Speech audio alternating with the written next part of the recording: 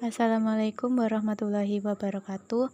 Kami dari kelompok 1 akan mempresentasikan hasil kerja kami, yaitu melakukan analisa dan desain sistem pengendalian internal untuk penjualan dan pembelian atau persediaan. Saya Hanif Yulinarti Rahayu, NIM 153, akan menjelaskan tentang analisa sistem pengendalian internal yang ada di PT Busana. Menurut Mulyadi, unsur pokok sistem pengendalian internal ada 4. Yang pertama yaitu struktur organisasi, kedua sistem otorisasi dan prosedur pencatatan, yang ketiga praktik yang sehat, yang keempat karyawan yang mutunya sesuai tanggung jawabnya. Yang pertama, struktur organisasi.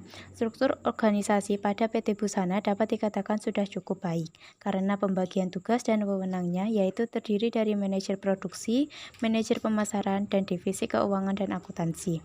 Divisi yang ada dalam organisasi memiliki wewenang dan kewajibannya masing-masing, dan berjalan sesuai dengan wewenang dan kewajibannya. Hal tersebut dapat dilihat dari prosedur kerja yang dilakukan oleh PT Busana.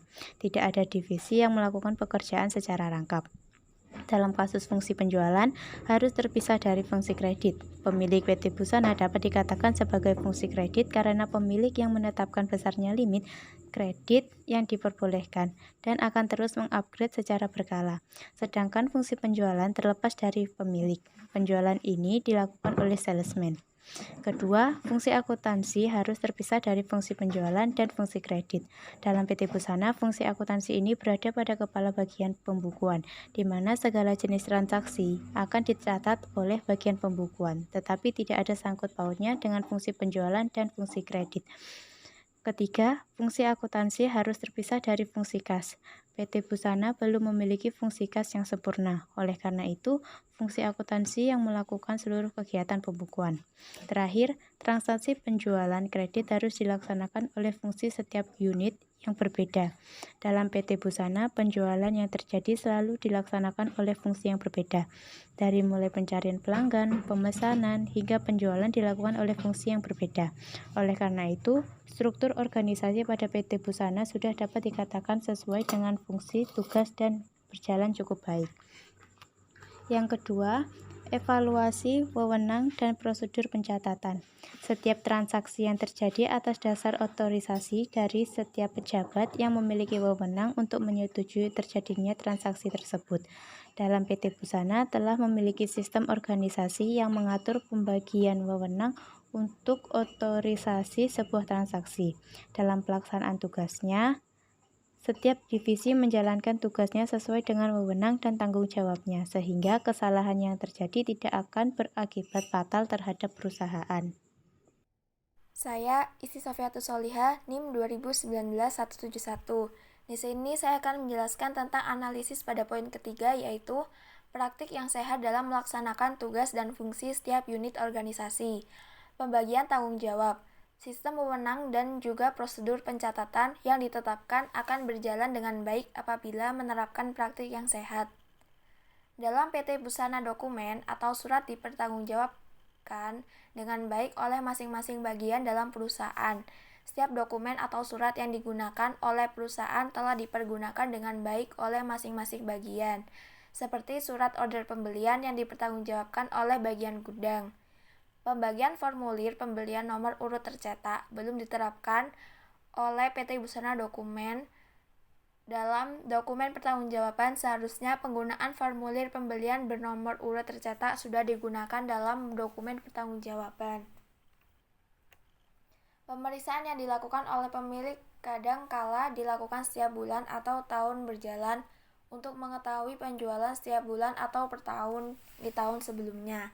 Seharusnya pemilik juga memeriksa barang-barang dagangannya atau pencocokan secara fisik, tidak hanya buku pembantu piutang dan buku penjualan saja. Transaksi yang dilaksanakan dari awal sampai akhir dilakukan oleh banyak fungsi sehingga tidak ada fungsi yang merangkap pekerjaannya. Terakhir, PT Busana tidak terjadi perputaran jabatan antara organisasi. Sebab PT Busana merupakan usaha keluarga sehingga tidak mungkin dilakukan perputaran jabatan. Pada poin keempat, karyawan yang mutunya sesuai dengan tanggung jawabnya. Unsur mutu karyawan merupakan unsur sistem pengendalian internal yang sangat penting. Jika perusahaan memiliki karyawan yang kompeten dan jujur, unsur pengendalian biaya yang lain dapat dikurangi sampai batas yang minimum, dan perusahaan tetap mampu menghasilkan pertanggungjawaban keuangan yang dapat diandalkan. Pada PT Busana, setiap direktur secara lebih khusus untuk membina sumber daya manusia, serta memberikan bimbingan dan melakukan evaluasi kerja kepada karyawan PT Busana. Dari beberapa kelemahan yang masih ada pada PT Busana, kami menyarankan untuk memperbaiki kelemahan tersebut antara lain dalam struktur organisasi yang memisahkan tanggung jawab fungsional secara tegas. Yang pertama, dibentuk unit organisasi bagian pembelian, bagian penerimaan, bagian utang, dan bagian kartu persediaan. Yang kedua, bagian pembelian terpisah dari bagian penerimaan. Yang ketiga, bagian pembelian dan bagian penerimaan terpisah dari bagian utang dan bagian kartu pemeriksaan. Saya Friska Pradistia Uliana Fadila, NIM terakhir 180. Selanjutnya akan melanjutkan penjelasan yang telah dijelaskan oleh teman saya sebelumnya. Unsur yang kedua adalah sistem wewenang dan prosedur. Yang dapat dilakukan yaitu dengan memberikan perlindungan yang cukup terhadap aset, hutang, pendapatan, dan beban. Hal-hal yang dapat dilakukan yang pertama, otorisasi surat permintaan pembelian oleh kepala bagian gudang. Yang kedua, otorisasi bukti kas keluar oleh kepala bagian utang. Yang ketiga, pengiriman barang kepada pelanggan diotorisasi oleh fungsi pengiriman dengan cara menandatangani dan membubuhkan cap pada surat order pengiriman. Dan yang terakhir, otorisasi laporan penerimaan barang oleh kepala bagian penerimaan. Pada unsur yang ketiga yaitu praktik yang sehat dalam melaksanakan tugas dan fungsi setiap unit organisasi.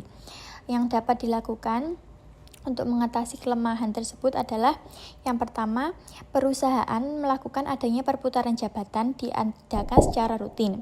Yang kedua, menggunakan nomor urut tercetak yang pemakaiannya harus dipertanggungjawabkan oleh yang berwenang.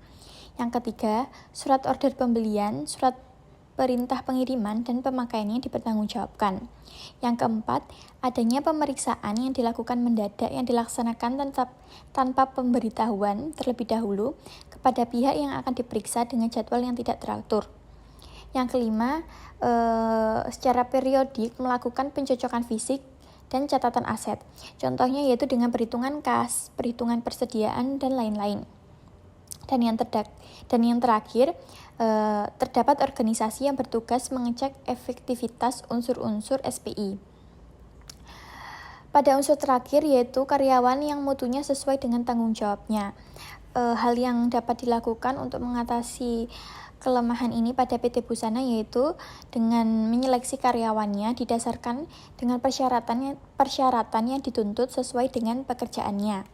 Mungkin sekian yang dapat disampaikan oleh kelompok kami, kurang lebihnya kami mohon maaf. Wassalamualaikum warahmatullahi wabarakatuh.